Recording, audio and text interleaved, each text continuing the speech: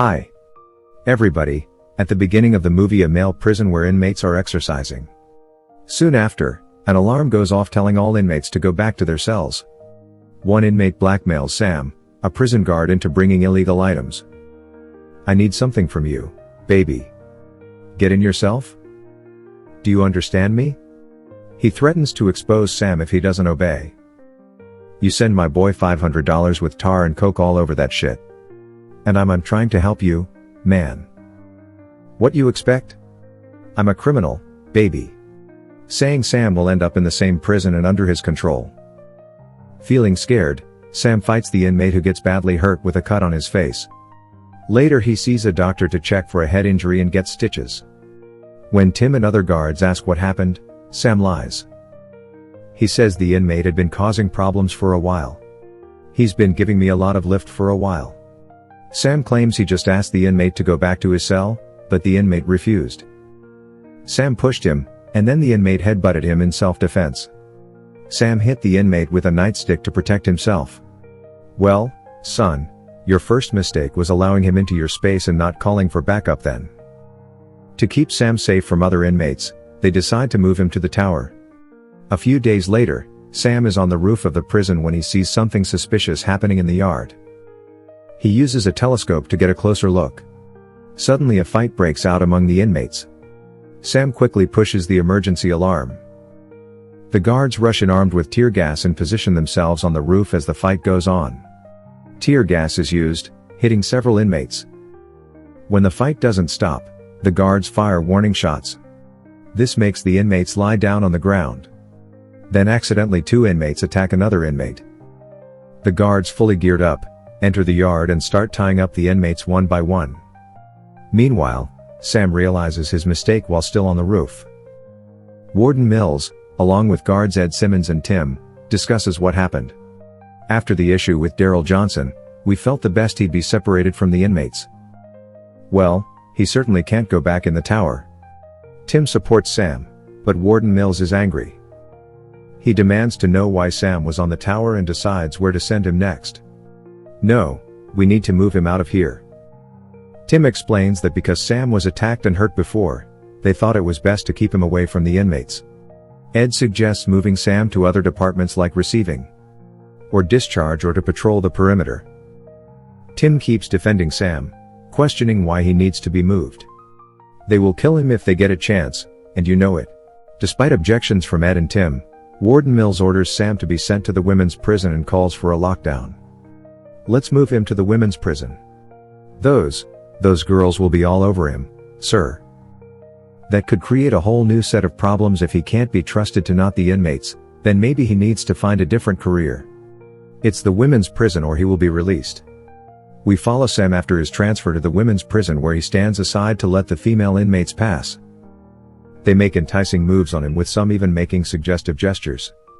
Inmate Cherry notices Sam as she enters the classroom. Mary Ann McLusky catches the overly friendly interaction between Sam and Cherry and demands to know who sent Sam to the women's prison. He explains it was for his own protection after an incident at the male prison. Miriam warns him that the female inmates are no different from the male inmates and will try to use him. During her lesson on human evolution, Cherry uses a mirror to watch Sam, who stands at the back of the classroom. In the break room, the guards discuss the differences between the men's maximum security prison and the women's prison. Sam jokes that today felt like a vacation compared to the men's prison, which he likens to a jungle. Other guards warn him to wait and see what happens after the women are put to bed. They tell him the inmates will cry. They're gonna cry. And they're going to give you every sob story, tell fake stories to get his attention, and complain about guards watching them as they change clothes. There's guys in uniform having relationships with inmates. It's not just guys. Assholes come in every gender. Wow. They explained the unique dangers of the women's prison and advised Sam to act like a robot, following all the rules precisely. This prison's dangerous in a different way. At bedtime, they proceed to lock each cell one by one until discovering an inmate with a confiscated phone. "Let me see it." "See what?" "Stand and face the wall." Close 20. What a waste of money. Come on, man. I don't need y'all looking at that. You know the rules. Close a 19. Take 17. Sam is then instructed to lock the next cell where he encounters Cherry. She pretends to be reading a magazine. Checking in with her, he asks if she's all right. You good? Hi. She responds positively, requests her cell to be closed. Jose 17, and he continues with his duties. The following day, Sam is standing by the classroom door as the inmates pass by. One inmate intentionally pushes Cherry into him. She grabs his jacket and says, "I'll see you tonight." A female guard tells him to get his head straight. Otherwise these ladies will take advantage of his desperation. That same night, as Sam instructs inmates to turn off their bunk lights, he approaches Cherry's cell and discovers her exposed. Sam is deeply affected by his emotions as he continues to gaze at her. Unbeknownst to them, everything is being recorded on camera. The next day, Sam is in the control room. Cherry starts acting strangely. Yeah, she doesn't look too good. Read on me if she needs to go to the infirmary, and I'll buzz you through. When he comes closer, she pretends to have a pain in her side so she can go to the infirmary. What is it? My side? I don't know. Your stomach? My side? I don't know.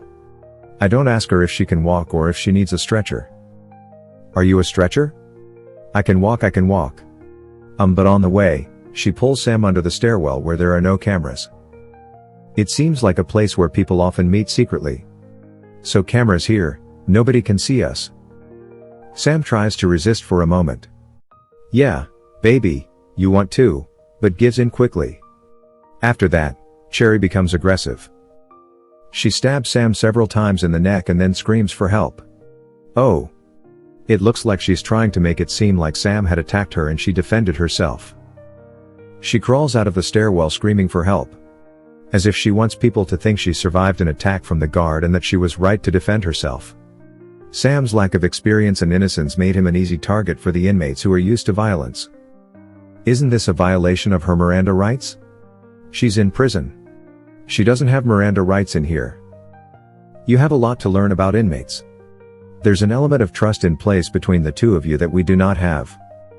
A corrections officer has been killed and posthumously accused of rape. These girls have no options. I have a class to teach. I'm not going to miss it. We better get going then. What is it you're hoping I discover? There was no tearing of the vaginal wall. No scratches on his face or arms. No visible signs of a struggle on her body. Pencil stab to the neck 30 times seems evidence of a struggle. Those were offensive wounds. She suffered no defensive wounds, none. That coupled with the fact that his uncle was killed at almost the exact same time, we question it. Question what the claim of self-defense? Well, that means you question the yes. But inmates are immune to our lies and they're immune to our threats. Just ask her what happened. Question the things that don't add up and show her the compassion you're known for. Compassion. It's one tactic we haven't tried. We don't have it. That's why you're here. Did he commit a crime? Mr. McLusky, look at that. I feel better already. Like and subscribe for more interesting movie like this. Turn on notifications and leave a like to help the channel out. Thank you for watching.